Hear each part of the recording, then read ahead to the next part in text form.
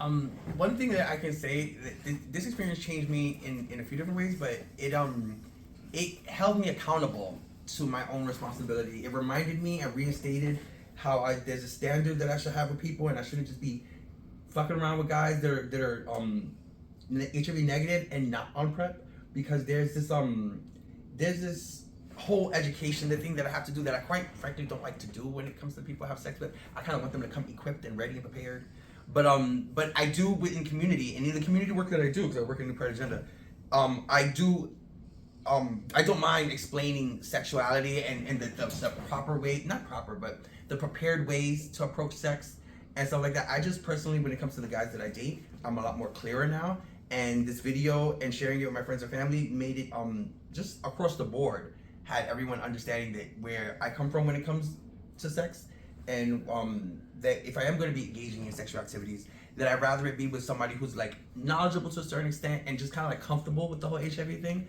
HIV is a epidemic. It is around this whole world, and I just have, for so many years I've had it, that I'm so far away from that place that I used to be, where it was like my story used to be I got HIV and now I have to find my world of dating and love and all that stuff in my life. No, I've accepted that I will love again, and I've accepted that I will have no problem having sex. I just want people to be ready and prepared and like educated and not so ignorant to it, you know? So that's where I'm at with all this. How about you guys? This experience, I would not say changed me, but encouraged me to be more open and honest with my truth.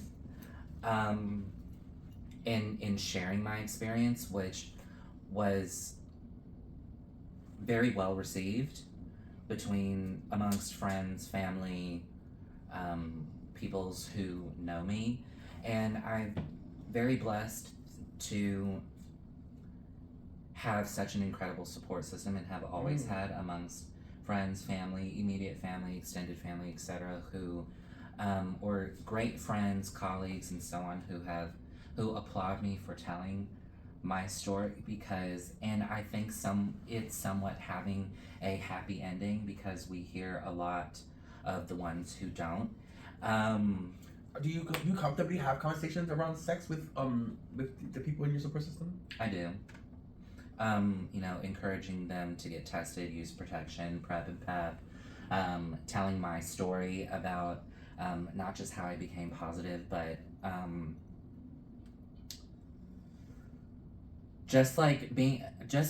honestly being vocal about where I'm at mentally, physically, and spiritually as well, even if it doesn't relate to sex. Yeah, so silence equals death, and oftentimes when people don't talk about things, it can just like not go well. Yeah.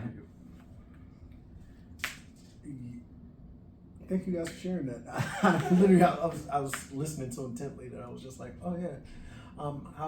How important it is actually to kind of speak ownership over your sexual identity, over your ability to consent, over what you like and don't like, over what you like and what you don't like, or also about who I want to be when I show up to these same incidents, these same experiences that I've experienced time and time again, but I don't have to show up the same way, right? I can show up in a different way today because I'm present, because I'm accountable for my sexual health, for my mental health, my emotional wellness. I'm accountable for how I show up with other people, right? Let's see, I got feedback about the video from some people I didn't plan on. I didn't even know, honestly, at the point I didn't know the video was up. And the feedback that I got was that, more people need to know that, what seems so like common knowledge about the ability to say, you know what, I'm not into this, or I don't feel comfortable with this. It's not common. Some people do not know that they have the ability to rescind their consent. Some people don't know that they have the right to say no, or say I'm not comfortable, or, I don't feel safe in this environment. So being able to just keep putting words and language to that, especially for people who've been through the similar experiences that I've been through, I find that to be very important for me going forward in this process. One thing that you just made me think about is something that Oprah said online, that not only do we have, we're responsible for the energy that we put out. Right. But we're also responsible for the energy that we keep around us. Exactly. And that was huge, because we oftentimes don't look at it that way. We don't look at it like we're responsible for the environments we put ourselves in and the energy we keep ourselves around. But if we are, and if you're constantly putting yourself around an energy that just doesn't feel right or feels off or just doesn't feel to your standard or whatever, you have the power to change it. You have the power to just switch up and reset and as many times as you need to. And so that's you made me think about that. I think that's important to take into consideration for the future, like in going forward, because like I think what I envision for my life is that I'm going to like maybe have a TED Talk, like a huge kind of panel, or like be on, you know, the cover of Vogue or a magazine or something like that, and being in sharing my story as I get older, being able to share the clarity that comes with looking back at my experiences of the past. And I think as I get older and become in my, you know, diagnosis or whatever goes on since I've been diagnosed, that like I'm able to, and frankly like that I'm able to, that I have the capacity to be able to share my story in the highest of places and thrive. And thrive. Not just survive, but thrive, yeah. And thrive and like be able to still bring the positivity that comes with that. Because like I credit becoming positive and like the clarity that has the lessons that have come from that in truly saving my life. So, in a weird way, because you would think that it was like people used to think that it's ending your life and it was just the most horrible thing in the world. But it's also it's also been such a responsibility tool, or such a tool, a tool of responsibility. Not a tool. How could I say? It's just taught me so much responsibility. So I agree with you. And for me, moving forward in the future, it's been a catalyst in teaching me responsibility. Catalyst, good word. For me in the future though, I don't only want to just work on my story. I want to work on helping others share their story and help empower others to share their story. Like I'm gonna continue to do my community work with the New Pride Agenda and just in community period. And I like outreaches, and I like even with safer sex kits with like some of the interns that we may have, whatever like that. It's just always good for me to have other people be more vocal. And I think my goal for so many years I've been positive, and it was about figuring myself out and my story and how I was going to project myself to the world. But now I also want to help others figure out how they project themselves to the world, because it becomes like this thing where community helps community, and you know, younger people don't have to have it as hard as I feel like we had it, or the icons before us came for us. They paved the way, and we're paving the way moving forward. And I just think that that's one big thing that I feel like I can't wait to engage more in my future. And maybe doing a support group, or even, you know what I mean, about sex, not just positive or just sex, you know what I mean, sex positive support group.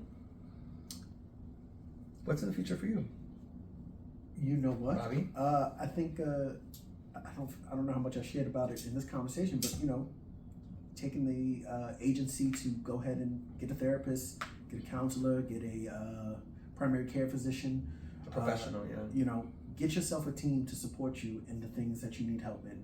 Yeah. You know, if you don't know something, there's a solution somewhere at facilities like GMHC, the center, was it the New Pride Agenda? You know, there's so many resources, and how blessed we are to be in a city like New York City where, you know, these things exist, these groups exist, these panels, these conversations, these safe spaces, these services, you know, but nothing for me. I think you know, getting a primary care physician, getting a therapist, you know, getting into a support group, getting friends, getting community.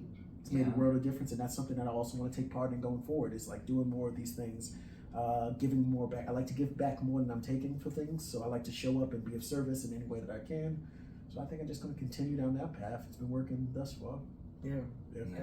Turning your pain into purpose is very important as well, and I commend both of you on that, and myself. Yeah.